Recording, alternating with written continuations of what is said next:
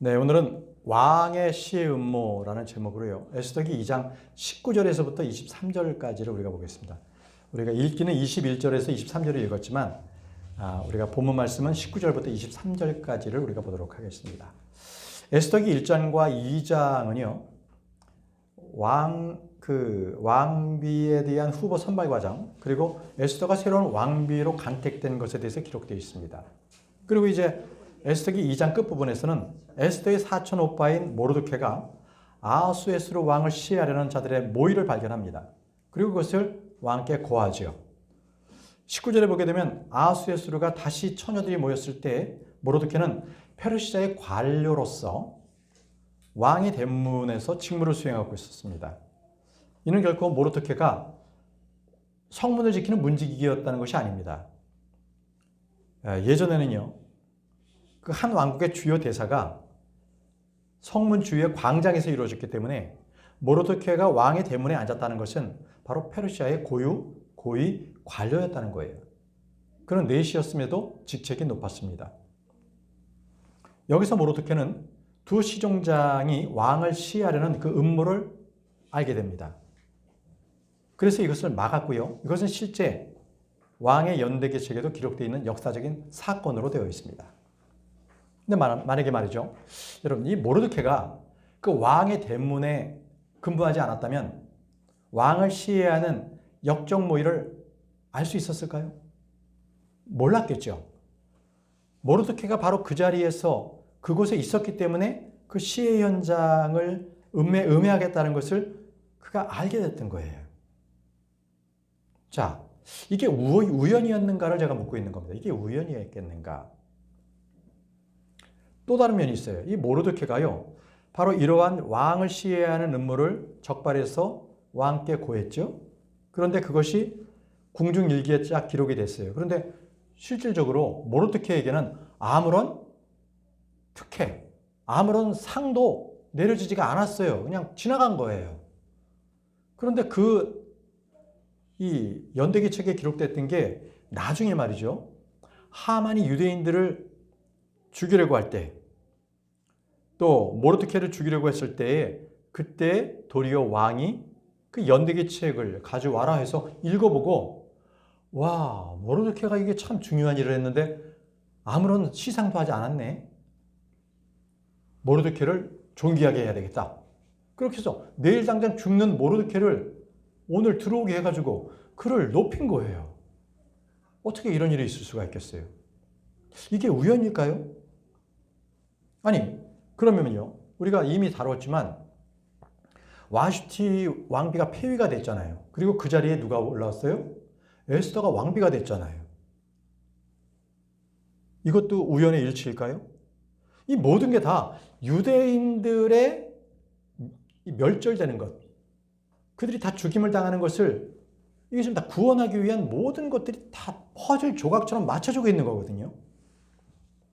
이것은 우연의 일치가 아니라는 거예요. 하나같이 무언가의 목적을 위해서 하나하나 준비를 해가시는 바로 그런 손길이 있다는 거예요. 근데 세상 사람들은 이것을 우연의 일치라고 합니다. 그래서 사람들은 말하죠. 역사란 우연의 산물이다. 이렇게 얘기합니다. 근데 이 본문의 사건들을 종합해서 쭉 보면 여러 가지 우연들은 결코 그냥 허투루 만들어진 게 아니라는 것을 알 수가 있어요. 그것은 하나님께서 유대인들을 구원하시기 위해서 그 선하신 손길로서 그들을 인도하신 거예요. 하나님의 보이지 않는 손길이 작용하고 있는 거죠. 여러분, 이 시간에 저와 여러분들은 한 가지 우리가 믿어야 할 게 있어요. 지금 우리에게 닥치는 이 여러 가지 어려움들, 나라의 어려움들, 어둠의 세력들이 있는 것들, 이런 것들이 하나님이 안 계셔서 있는 것이 아니라 하나님께서 그런 부분을 다 허락하신 가운데서 우리가 겪게 하시는 거예요. 반드시 하나님께서 이것을 응징하실 거고요. 심판하실 것입니다. 오늘 이 왕의 시의 음모를 보면서 하나님께서는 그분의 그 선하신 손길을 통해서 유대인들을 구원으로 인도해 주신다는 것을 말씀해 주고 계세요. 그래서 하나님께서는요, 세상 사람들이 아무리 정치적인 음모나 부정적인 어떤 악한 일을 해도 그것조차도 하나님의 선하신 계획을 사용하시는 그 도구로서 사용하신다는 거예요. 자, 한번 보시죠. 잠언 16장 4절에 주께서는 자신을 위하여 모든 것을 만드셨느니라. 진정 사악한 자조차 해악의 날들을 위하여 만드셨느니라. 주님께서는 모든 것들을 자신을 위해서 만드셨어요. 사악한 자가 있습니까? 나쁜 사람이 있어요? 그 사람들조차도 하나님께서 마지막 날, 심판의 날, 그 해악의 날에 그들을 불쏘시개로 쓰시기 위해서 그래서 만드셨어요. 그래서 저와 여러분들은요, 어떠한 어려움이 우리 앞에 닥치더라도 그것 때문에 전전긍긍할 필요가 없어요. 당장 내가 기도했던 대로 하나님의 공의가 이 땅에 이루어지기를 원하는 대로 이루어지지 않는다고 해서 실망할 필요가 없다는 거예요. 우리는 하나님께서 반드시 모든 역사를 주관하시는 그분이 지금에 있는 이 상황들을 다 허락하셔서 반드시 이 부분을 바로 잡으신다. 이것을 우리는 믿어야 하는 겁니다. 그래서 여러분, 이 시간에 우리는요, 나에게 어려움이 있건 우리 국가에 어려움이 있건 이 모든 것들을 통해서 하나님의 계획과 뜻을 발견하시기 바라요. 이 일을 통해서 하나님께서 어떻게 일하시는 것을 바라보시는 여러분들이 되시길 바랍니다.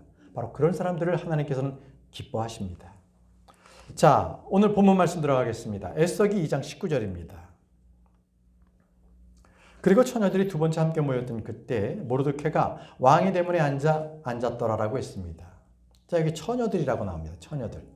이것은 버진스 해가지고 동정을 말합니다. 그러니까 여자를 옆에 접촉해 어떤 여자하고 어떤 동침하지 않은 사람들, 또 마음으로도 순결한 사람들, 이것을 이제 버진이라고 하는데, 자, 여기서는 이제 처녀들이라고 이제 얘기하는데, 실제 이제 이 부분은 여자 처녀들을 얘기를 합니다. 왜냐하면 왕이 처녀들을 불렀다는 것이죠. 마태복음 보게 되면 신랑을 기다리는 10처녀 이야기가 나오죠. 이 얘기는 이렇습니다. 신랑을 맞으려고 이제 10처녀가 등잔과 그리고 기름을 가지고 신랑을 맞이하러 나갔습니다. 근데 신랑이 굉장히 늦게 오는 거예요. 늦은 시간이 됐는데도 신랑이 도착하지 않았어요. 그런데 그 중에 5여자는 등불을 가지고 왔지만 기름도 같이 가지고 갔기 때문에 등불이 꺼지더라도 기름을 채워서 다시 등불을 환히 비출 수가 있었습니다. 그래서 그들은 신랑이 올 때 그 신랑을 맞이해서 혼인잔치에 들어갔다는 것이죠. 그런데 나머지 5처녀들은 등불은 가지고 왔지만 기름을 가지고 오지 않았기 때문에 등불이 꺼져 버렸어요. 그래서 얼른 가서 기름을 다시 사서 보충해서 오는 길에 이미 신랑은 와버렸고, 그리고 자기들이 없는 사이에서 벌써 이 혼인잔치가 벌써 열리고 그 문은 닫혀버렸다는 거예요. 그럼 5명은 거기 못 들어갔죠? 그들을 어리석은 처녀라고 합니다. 어리석은 처녀. 그래서 10처녀 비유가 나오는 거예요. 보통 일반 교회에서는 설교를 할 때 여러분들은 어리석은 처녀들이 되지 마십시오 라고 가리킵니다. 근데 이것은 교리적으로 전혀 맞지가 않습니다. 여기서 나오는 이 처녀들은요, 신부의 친구들이에요. 그러니까 대환란 때의 대환란 성도들을 말합니다. 그러면 저와 여러분들은 신부의 친구가 아니라 신부예요. 교회는 그리스도의 신부예요. 그렇기 때문에 우리는 어리석은 처녀가 될 수가 없어요. 교리적으로. 그러나 교훈적으로 그렇게 살지 말아라. 늘 깨어 있어라. 이런 교훈적인 권고의 말씀은 될 수 있지만 교리적으로 저와 여러분들이 어리석은, 여기 비유에 나오는 어리석은 처녀로서는 안 맞다. 이겁니다. 계시록 14장에 보게 되면 14만 4천의 동정들이 나옵니다. 버진스입니다. 자, 똑같이 처녀들입니다. 그런데 이 부분을 일반 성경들은 보통 처녀들이라고 했고, 저희 성경에서는 동정이라고 했습니다. 이 표준역에서 동정이라고 표현했는데 이것은 남자 동정이기 때문에 그렇습니다. 여자를 가까이 하지 않은 14만 4천 명. 자, 동정입니다. 그런데 이 동정들이요, 계시록 7장에서는 땅에 있었어요. 땅에서 왕국 복음을 전했거든요. 근데 조금 뒤에 가서 계시록 14장에서는 저 하늘 시온성에서 예수 그리스도의 그 보좌 옆에 서 있는 거예요. 이 14만 4천이. 자, 이들이 누군가? 그들은 대환란 때의 유대인들이었어요. 믿는 자들이었어요. 성도들이었습니다. 자, 이렇게 해서 우리는 이 처녀들에 대한 부분들을 한번 이렇게 살펴본 것이죠. 여러분, 근데 여기서 보게 되면 말씀 잘 보세요. 처녀들이 두 번째 함께 모였던 그때라고 했어요. 그러니까 첫 번째 처녀들이 모였다는 것은 에스더를 왕비로 뽑을 때 처녀들은 한 번 전국적으로 모였거든요. 근데 여기는 두 번째 한번 모였어요. 그 얘기 뭐예요? 왕비를 뽑았는데 왕비를 뽑는 게 아니라 후궁들을 뽑기 위해서 한 번 더 전국적으로 처녀들 소집용을 낸 거예요. 왜 그랬을까요? 이것은 바로 왕이요, 에스더를 왕비로 간택한 이후에도 그가 자기의 정력, 자기의 권세, 세력을 과시하기 위해서 많은 후궁을 두기 위해서 한 번 더 처녀들을 소집을 한 겁니다. 그때를 말하는 거예요. 자, 이 부분을 설명하는 게 어느 구절이냐면 에스더기 4장에 보게 되면요, 모르드케가 유대 민족들의 말살 위기에서 에스더에게 말합니다. 저 왕에게 가서 유대 민족을 위해서 바로 에스더 왕비인 내가 왕에게 잘 얘기를 해달라, 이렇게 했을 때 그때 에스더가 뭐라 그러냐면 왕비라도 왕의 허락 없이는 함부로 왕을 찾아갈 수 없다는 거예요.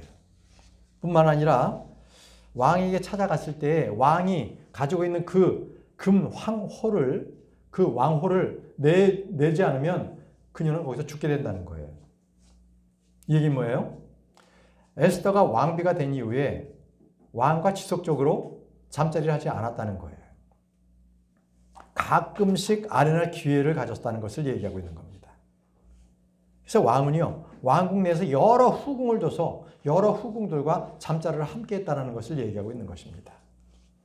자, 20절 말씀입니다. 에스더기 2장 20절.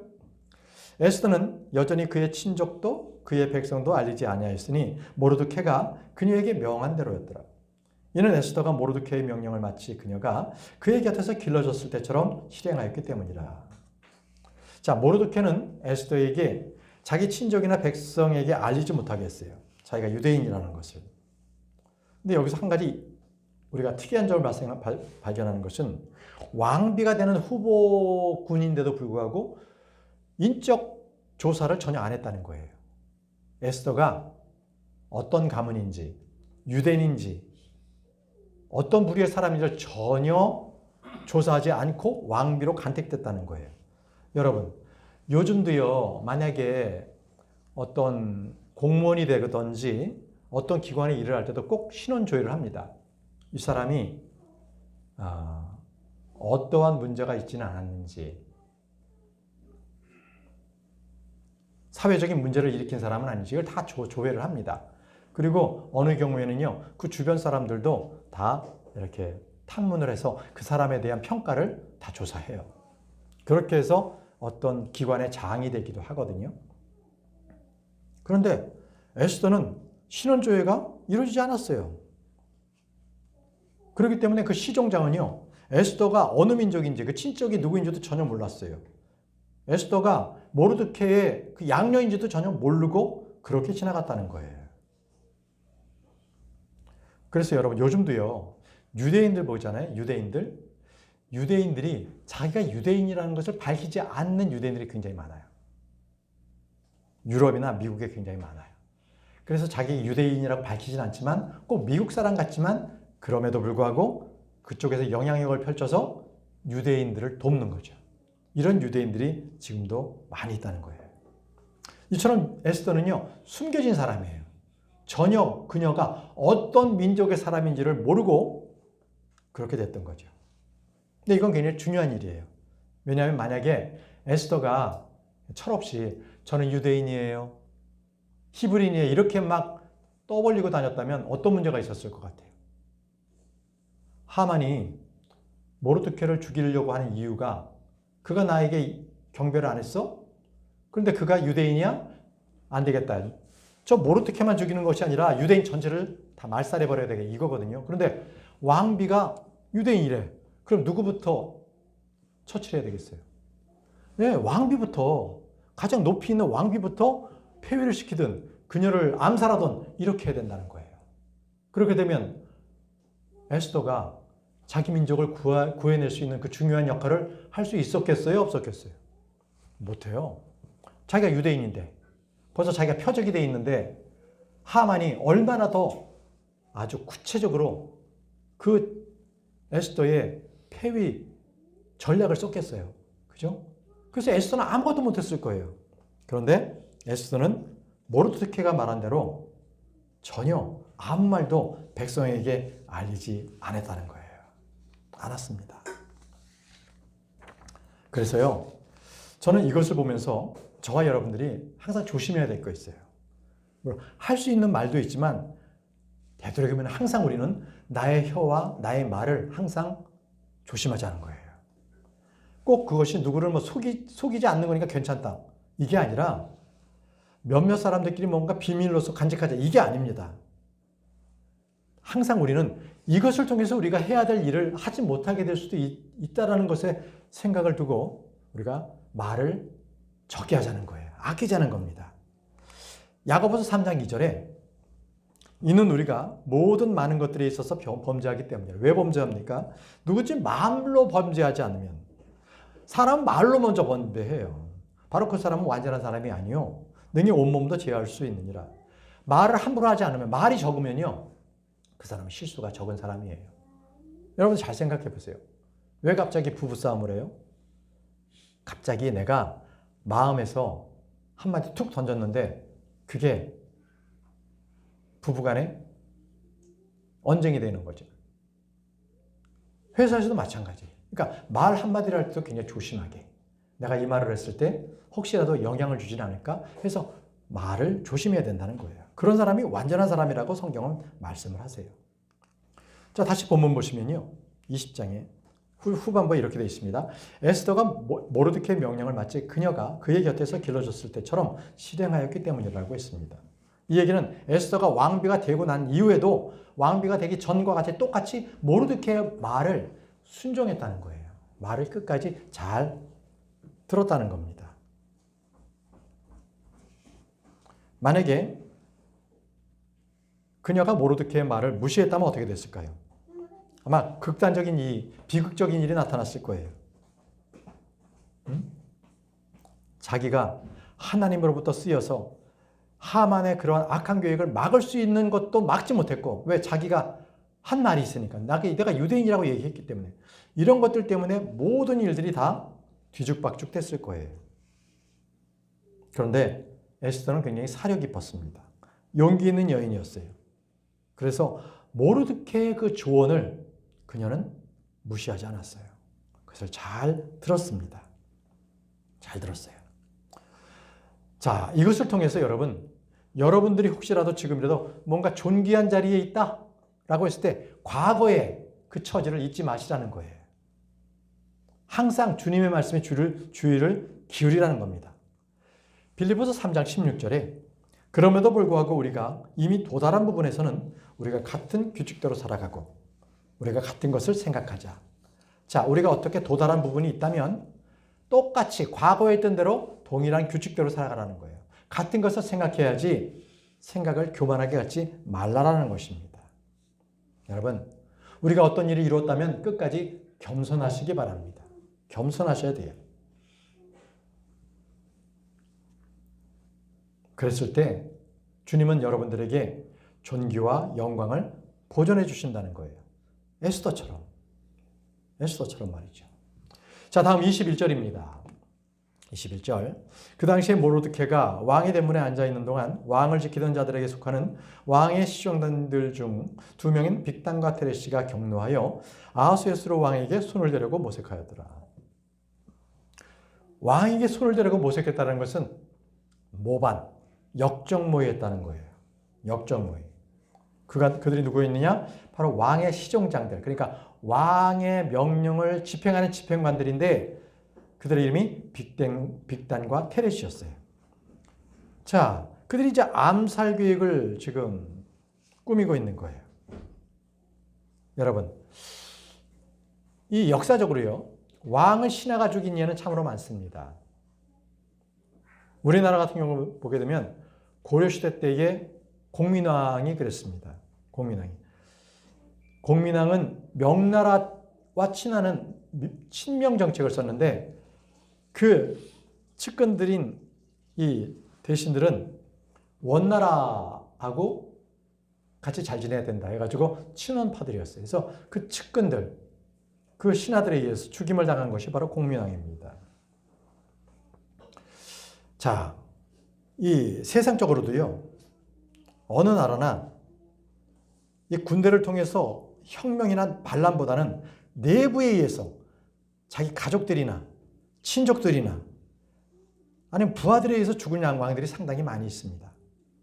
성경도요, 이 왕을 죽이는 그러한 일들이 많이 있는데, 여러분, 예후라고 아시죠? 예후. 그는 아합 왕조에 있다가 쿠데타를 성공시킨 사람이에요. 예후. 근데 그 예후가 쿠데타를 할 수 있도록 옆에서 조언해 준 사람이 누구겠어요? 조언해 준 사람. 예후에게 너 아합 왕조를 무너뜨리고 네가 북왕국의 왕이 되거라. 이렇게 한 사람이 누구겠어요? 엘리사였습니다. 엘리사. 엘리야가 엘리사에게 이야기했고 엘리사가 예후에게 말을 해서 예후가 바로 혁명, 쿠데타를 일으켜버려요. 그래서 이 아합 왕조를 다 죽이거든요. 그런데 정말 그런 쿠데타도 없을 정도였어요. 너무나 많은 피를 흘립니다. 그때. 처절한 그러한 쿠데타가 일어났던 거예요. 다윗도 그랬죠. 다윗의 아들들도 시시때때로 아버지를 시해해서 자기가 왕이 되려고 하는 그 시도들을 했었습니다. 그런 것처럼 이 슈샨궁의 이 시종장들, 빅단과 테레시는요, 뭔진 모르지만 왕에게 분노했어요. 그래서 왕에게 손을 대려고 했는데, 그런데 그 계획이 보완이 잘 이루어지지 않았던 것 같아요. 아니면은 모르드케가 정보력이 뛰어났던지. 그래서 그 사전 모의는 발각되고 말았던 거죠. 자, 22절입니다. 22절. 그런데 그것이 모르드케에게 알려졌고 모르드케가 왕비 에스더에게 그것을 알렸더라. 그리하여 에스더는 그것에 관하여 왕에게 모르드케의 이름으로 확실히 알렸더라 라고 했습니다. 자, 이 모르드케가 굉장히 긴급했다면 그것을 왕에게 직접 했을 텐데 아마 이 사전 모의가 아마 좀 기간이 좀 있었던 것 같아요. 왕을 시해야겠다는 게 좀 시간이 좀 있었던 것 같아요. 그러니까 먼저 왕비인 에스더에게 이 사실을 알립니다. 그리고 에스더는 이거를 자기 이름이 아닌 모르드케가 이렇게 이것을 발각해냈습니다 하고 왕에게 전하게 된 것입니다.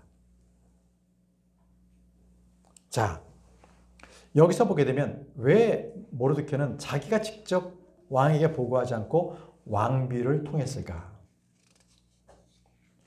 아마 이러지 않았을까요? 모르드케는 이제 에스더가 이제 왕비가 됐으니까 좀 더 왕의 호의를 좀 더 입었으면 좋겠다는 측면에서 이러한 역적 모의, 반란 모의를 왕비가 말하면 더 큰 그러한 에스더에게 좋은 호의를 가져올 것이라고 그렇게 배려했던 것으로 보입니다. 그런데 왕비인 에스더는 자신의 일로 그것을 돌리지 않았어요. 도리어 모르드케가 이 일을 전했습니다라고 왕에게 전했다는 거예요. 자, 여러분 두 사람이 똑같이요. 자기 자신을 나타내지 않고 자기 형제, 바로 이 함께 있는 사람을 위해서 그 사람의 이름을 높였다는 거예요. 서로를 세워준다는 거죠. 이게 뭐냐? 그것이 바로 성경에서 말하는 사랑이에요. 체리티. 체리티라는 사랑은 성도의 사랑입니다. 성도 사랑을 말하고 있는 거예요. 서로 간에 서로의 이름을 갖다가 높여주는 바로 그런 거죠. 사랑은요, 자기를 사랑하지 않습니다. 여러분들께서 누구를 사랑한다면 결코 나를 뭔가 나타내기 위해서 사랑하는 거 아니잖아요. 내가 사랑하는 바로 그 사람, 그를 위해서 내 모든 것을 쏟아내 주는 것이죠. 여러분, 여러분들께서 이 땅에서 누군가를 주의 이름으로 그를 사랑해 준다면 여러분들의 이름은 저 하늘에 많은 상급과 보상으로 기록될 것입니다. 주님께서 반드시 그것을 갚아주실 거예요. 에스더는요, 그것에 관하여 왕에게 모르드케의 이름으로 확실히 알렸다고 했습니다. 모르드케의 이름으로. 그렇다면 저와 여러분들은 이 땅에서 누구의 이름으로 어떤 일을 해야 합니까? 우리는 예수 그리스도 이름으로 기도해야 합니다. 우리는 예수 그리스도 이름으로 침례를 받죠. 그리고 예수 그리스도 이름으로 죄인들에게 바로 복음을 전합니다. 우리는 예수 그리스도 이름으로 수치와 고난을 당합니다. 예수 이름으로 우리는 함께 모이기도 합니다. 성경이 말합니다. 골로새 3장 17절에 그리고 너희가 말로나 행실로 하는 것은 무엇이든 모두 주 예수의 이름으로 안에서 하되 그분으로 말미암아 하나님 곧 아버지께 감사를 드리라고 했습니다. 무엇이든지 주 예수 그리스도의 이름 안에서 하라는 거예요. 여러분들이 어떤 일을 해도 예수님의 이름으로 해야지 나를 드러내서 나를 위해서 일하지 말라는 겁니다. 예수님으로 인해서 감사를 드리시는 여러분들이 되시길 바랍니다. 왜냐? 예수 이름으로 하는 그 모든 일과 행동에는 하나님의 보상이 따른다는 거예요. 하나님의 보상이. 내가 내 이름으로 하는 것은 아무 보상이 없어요. 그러나 하나님의 이름으로, 예수 그리스도의 이름으로 하는 것은 하나님의 보상이 기다려지고 있다는 거죠. 자, 이제 에스더가 모르드케의 이름으로 왕께 이 역적 모의에 대한 것들을 알렸습니다. 그럼 왕은 이 사실을 알았기 때문에 조사가 들어갔겠죠? 자, 23절입니다. 에스더기 2장 23절. 그 문제에 관하여 신고가 들어왔습니다. 자, 그렇습니다. 그리고 그 사안에 관하여 조사가 이루어질 때 그것이 규명되었더라. 그리고 그들을 둘이 한 나무에 매달렸더라. 그리고 그것이 왕 앞에서 연대기들의 책안에 기록되었더라. 이렇게 되어 있습니다. 자, 이것은 역사적으로 기록된 사건입니다. 왕은요, 에스더를 통해서 역모를 알게 되었습니다. 그래서 왕실에 있는 모든 그러한 왕의 친위들을 써서 이 역적 모의를 조사를 했습니다. 그 결과 그 사실을 알게 되었고 바로 그 역적 모의를 했던 그 두 사람은 교수형에 처해지게 되었습니다. 자, 나무에 매다는 것이 아마 큰 역적에게는 나무에 매다는 것을 당연시했던 바로 그 페르시아의 그러한 죽음에 이르게 하는 사형제도가 아니었나 생각합니다. 우리나라에서는 교수형에 처해라 이것을 이렇게 얘기하죠. 구족을 멸해라. 능지처창해라. 이렇게 얘기하지 않습니까? 자, 이것이 바로 페르시아에서는 나무에 매다는 그러한 교수형이었습니다. 그런데 여러분, 나무에 매달린다라는 것, 나무에 매달아서 죽인다는 것은 뭔가 좀 다른 게 있어요. 잘 보세요. 신명기 21장 23절 말씀 우리 함께 읽을게요. 신명기 21장 23절 말씀. 자, 화면 보시고 한번 읽겠습니다. 시작. 나무에 달리는 자는 하나님께 저주를 받는 것이기 때문이라. 나무에 달려서 죽으면 그냥 죽음이 아니라 뭡니까? 하나님께 저주를 받았다는 거예요. 달라요. 그냥 참수형이다. 목이 잘렸다. 그럼 그냥 죽어요. 근데 나무에 달려서 죽었다. 그것은 하나님께 저주를 받은 거라는 거예요. 하나님께 저주를 받았다. 일반 그냥 죽음과는 다른 겁니다. 그러면 예수님께서는 어디에 달려 죽으셨어요? 십자가. 십자가는 뭘로 됐어요? 나무. 그러면 예수님께서 나무에 달려 죽으셨으니까 예수님께서 저주받은 분이시겠네요. 그죠? 말씀이 나왔지 않습니까? 나무에 달린 자는 하나님께 저주받은 것이라고요. 그냥 죽은 게 아니라 하나님께 저주받아서 죽은 것이 바로 예수님의 죽음입니다. 네, 예수님은 하나님의 저주를 받으셨어요. 왜요? 저와 여러분들을 위해서. 율법의 저주로부터 우리를 구해내신 것입니다. 율법은요, 거룩한 것이지만 율법은 죄를 알게 하는 거예요. 이거 해라, 이거 하지 마라 하면서 죄를 알려주는 거예요. 거기에 저주가 오는 거예요. 죄를 지었으니까. 자, 갈라디아서 3장 13절 보십시오. 갈라디아서 3장 13절. 그리스도께서 우리를 위하여 저주가 되시어 율법의 저주로부터 우리를 구속하셨느니라. 자, 그리스도께서 우리를 위해서 저주가 되셨다는 거예요. 나무에 달리셨으니까. 그런데 그 저주가 율법의 저주라는 거예요. 율법의 저주. 율법의 저주로부터 우리를 구해내신 겁니다. 이제는 우리가 율법을 지킬 필요가 없어요. 우리는 하나님의 은혜 가운데 있습니다. 그리고 말씀하십니다. 이런 기록되기를 나무에 다니는 모든 이는 저마다 저주를 받는 일을 하기 때문이라. 나무에 다니는 모든 이는 저마다 저주를 받느니라. 네, 이 말씀에 따라 예수님께서는 나무 위에 달리신 것입니다. 자, 여기서 말입니다. 유대인들을 잘 생각해 보세요. 유대인들이 예수님을 죽이려 할 때 어떻게 죽였느냐? 그 가늠한 여인이 예수님 앞에 나왔을 때 유대인들은 어떻게 죽이려고 했어요? 돌 집어다가 돌로 던져서 죽이는 거예요. 투석으로 해서 죽이는 겁니다. 투석형이에요. 근데 예수님을 어떻게 죽였어요? 십자가에 못 박혀 죽였죠? 원래 유대인들은요, 사형은요, 돌로 던져서 죽이는 거예요. 근데 유대인들은 예수님을 그렇게 죽이기를 원치 않았어요. 어떻게 하든지 십자가에 달아서 매달아 죽게 하려고 했던 거예요. 왜? 예수님에 대한 분노가 있었어요. 왜? 그거는요, 군중 심리였어요. 종교 지도자들이 선동을 한 거예요. 저긴 가짜다. 저를 죽여야 된다. 그는 그리스도가 아니야. 메시아가 아니야. 이렇게 하면서 많은 사람들을 현혹시켰어요. 그러니까 군중 심리에 의해서 사람들이 빌라도에게 예수 그리스도를 죽이시오. 죽여달라 했어요. 보시죠. 그 말씀 보십니다. 마태복음 27장 22절에서 23절입니다. 마태복음 27장 22, 23절. 자, 빌라도에게 그들에게 말하기를 그렇다면 내가 그리스도라 불리는 예수를 어떻게 하랴 하니라. 그들 모두가 그에게 말하기를 그가 십자가에 못 박히도록 하소서 하니라. 그러자 총독이 말하기를 어째서냐 무슨 악을 그가 행하였기 때문이냐 하였더라. 그러나 그들은 더욱 소리를 지르며 말하기를 그가 십자가에 못 박히도록 하소서 하였더라. 자, 잘 보세요. 빌라도가 이 유대인들 군중에게 말합니다. 내가 그리스도라 불리는 이 예수를 어떻게 해야 할까? 아니, 재판관이 범죄에 의해서 재판하는 것이 아니라 군중들에게 묻습니다. 인기도 조사해가지고 이들을 어떻게 할까? 요즘 재판하는 거하고 똑같아요. 자, 그러자 군중들이 말합니다. 그래, 십자가에 못 박히소서. 그러니까 빌라도가 말합니다. 나는 그에게서 어떤 죄악도 찾지 못했는데 그가 무슨 악을 행했느냐? 그랬더니 유대인들이 다시 말합니다. 그를 십자가에 못 박히소서. 이 얘기 뭐예요? 그가 저주받은 자가 되게 해달라는 거예요. 저주받은 자가.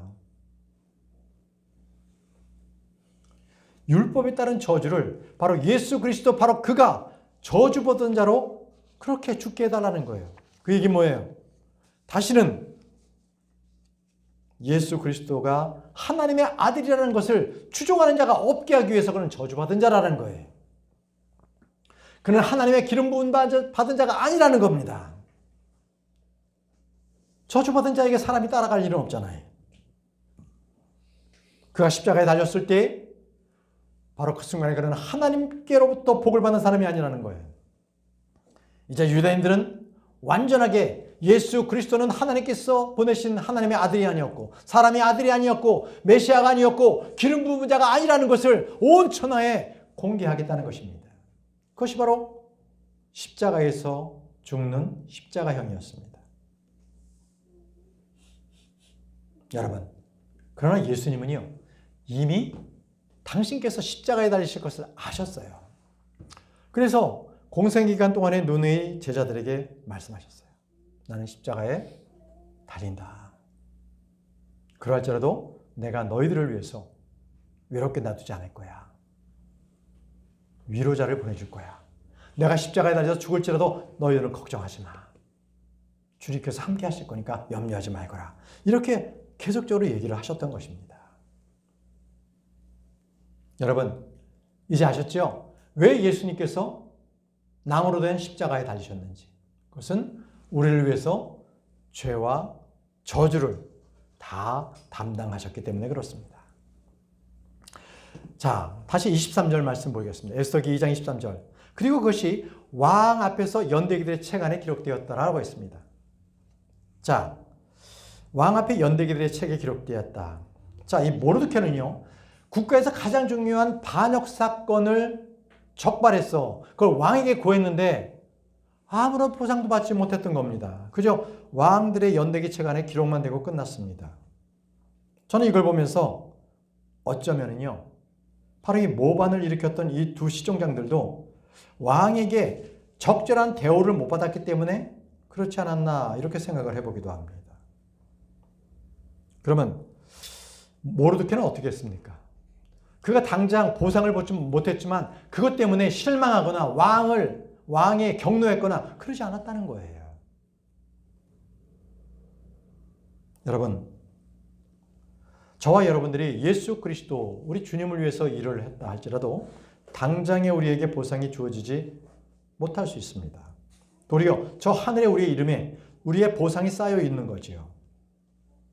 그러나 주님께서는요, 우리가 행하는 그 일에 우리가 은밀히 행합니까? 비밀리에 행합니까? 그 일을 주님께서 비밀리에 바라보고 계신다는 거예요. 주님께서도요. 보시죠. 마태복음 6장 18절에 그리하면 비밀리에 보시는 너희 아버지께서 너에게 드러나게 보상하시리라. 아멘이십니까?